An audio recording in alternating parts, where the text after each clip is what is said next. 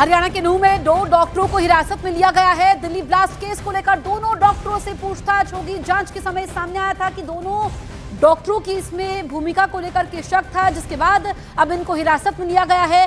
बड़ी जानकारी आप तक पहुंचा रहे हैं। दिल्ली ब्लास्ट को लेकर हरियाणा के नूंह से 2 डॉक्टरों को हिरासत में लिया गया है।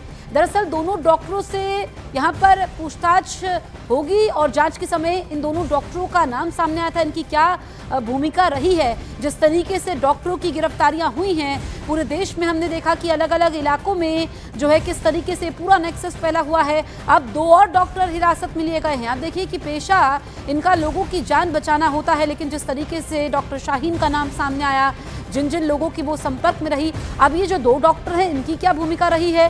लेकिन यहाँ पर आप देखिए कि जो दिल्ली ब्लास्ट होता है जिसमें इतने लोगों की जान चली गई, फिर हमने देखा कि रात में नौगाम में ब्लास्ट होता है, क्या दोनों का कनेक्शन है ये साफ होगा। लेकिन दीपक हमारे सहयोगी फोन लाइन पर मौजूद हैं। दीपक, जो ये हरियाणा के नूंह से 2 डॉक्टरों को हिरासत में लिया गया है, इनकी क्या भूमिका रही है, क्या डिटेल्स हैं आपके पास?